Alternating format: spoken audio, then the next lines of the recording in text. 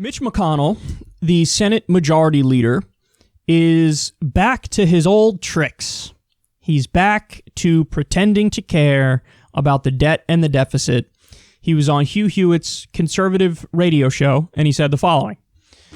Yeah, that's a fact, an indisputable fact, and a 12-day delay when we ran out of money for this popular small business program. The demand was enormous. They wanted to extract other things. Unfortunately, what they wanted to extract the most, I refused to go along with. And the White House backed me up. And that was we're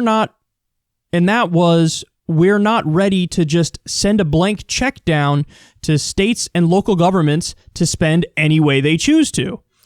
We had a tranche, I don't know if I've ever seen that word before, for them in the first bill, the $2.2 trillion bill. It has to be coronavirus related. And I think we need to have a full debate, not only about if we do state and local, but how will they spend it? But also, we haven't had much discussion about adding $2.7 trillion to the national debt and the way that could indeed also threaten the future of the country. Look, the only solution is ultimately to begin to open up. I was encouraged. The White House task force set up phase one. Many governors are now looking at beginning to carefully reopen. And I think that's the only way we can ultimately solve the problem, is to begin the process of getting back to normal. Yeah, but Mitch, here's the problem, man. We can't. There's still a pandemic going on. Now, I'm just like everybody else, and I would love it if we got back to some semblance of normalcy. But you have to understand that when you do that, more people are going to die and more people are going to get sick. More people are going to get the virus. There's a giant elephant in the room and a reason why we can't just simply, well, just go back to normal. Everything will be okay, but it won't be okay. Because stop and think about it. Even if the federal government and the state governments say, all right, everybody go back to normal, you think everybody's going to immediately, agree? I'm sure everything's fine now. No, you're going to have a holdout of at least 20 or 30% of people. By the way, those people are going to be right, because we probably will open up too soon. But 20 or 30% of people who are like, are you kidding me? You want me to go to the movie theater? You want me to go to a restaurant? This is what you want me to do? You want me to go to a sporting event?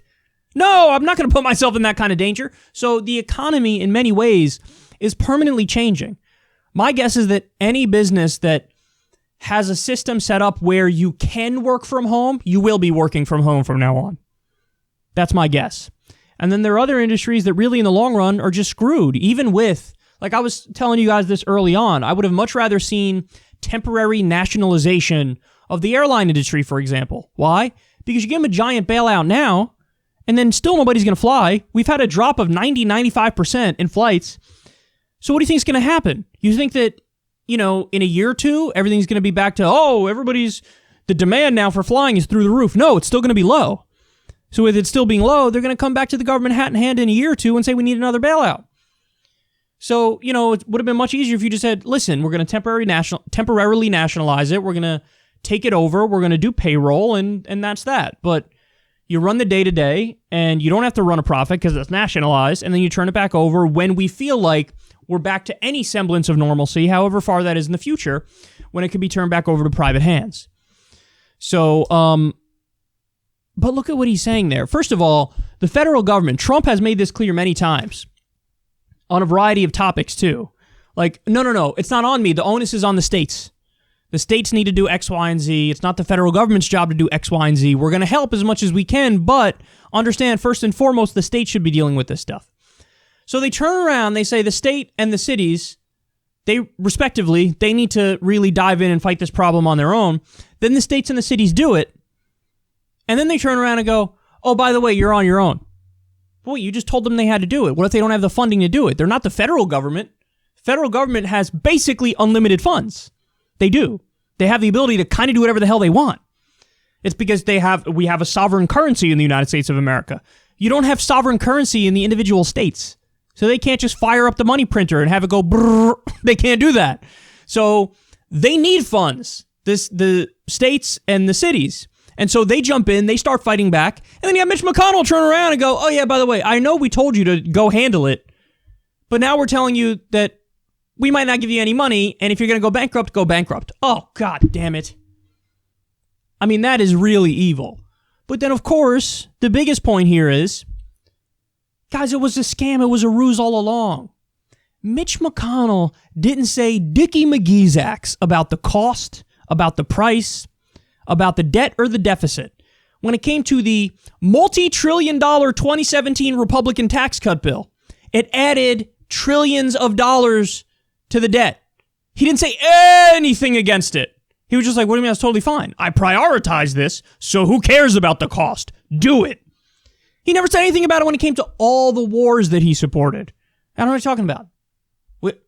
We got to take out Saddam Hussein, so take him out. Don't worry about the cost. Don't worry about the cost. This is a moral necessity. Why is it not a moral necessity to make sure people don't die of coronavirus?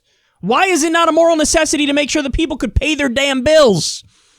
We don't have a rent freeze. We don't have a mortgage freeze. We don't have any stimulus checks going out now. We have the one-time payment. We don't have universal basic income. What do you think's going to happen, Mitch? How is this not a moral necessity? Of course it's a moral necessity.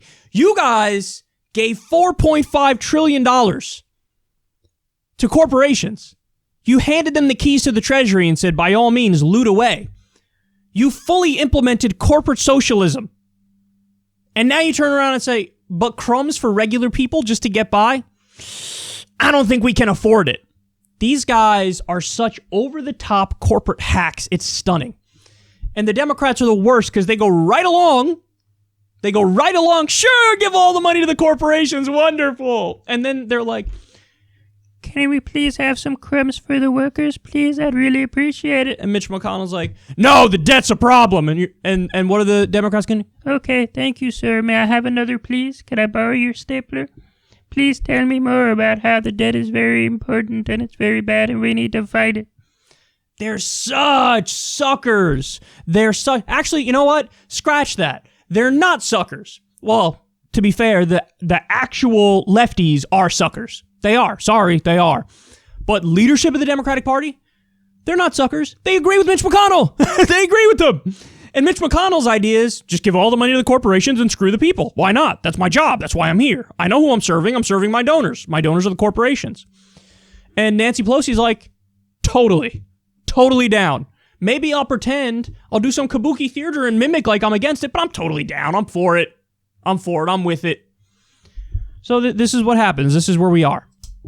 The old deficit scam is back. 100% of the time, if they just simply don't want to do something, they'll bring up the debt or the deficit. That's it. They view that as an all-encapsulating argument against it, simply when they don't prioritize something.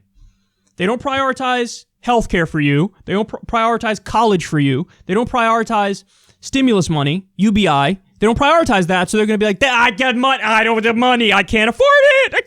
Boo. But remember, they never made a peep about it when they were adding trillions to the debt and the deficit, and it was on the things they do prioritize, like endless war and like corporate socialism. So this is not an honest ideological debate. That's the point. And, you know, if you want to say, hey, with a principled person, it is, like, you know, maybe Ron Paul and I would have an actual debate as to how bad deficit spending is, and is the debt inherently bad? Like, do we really need to balance the budget? I could probably have an actual discussion with Ron Paul on that because Ron Paul is principled and he actually cares about that. But these guys, Mitch McConnell and Nancy Pelosi, they don't care. These are just the arguments they trot out because they're convenient at the time for what they want to do. He has no real concern about the deficit, or he wouldn't have added trillions to it with that tax cut law, and he wouldn't have added trillions to it with the bailout of the corporations and the corporate socialism they just implemented. So it's not a real debate. They're charlatans, they're frauds, and they're playing all of you for suckers, and I would hope that at the very least, the true left-wing lawmakers would wake up and throw around their weight and start making noise. Because whether it's Nancy Pelosi or Chuck Schumer or any of them, they're TFG, man. They're too far gone. They are fully corporatist. And if you understand that what they're doing is evil and wrong and bad, maybe you should say something about it. And maybe you should do something about it.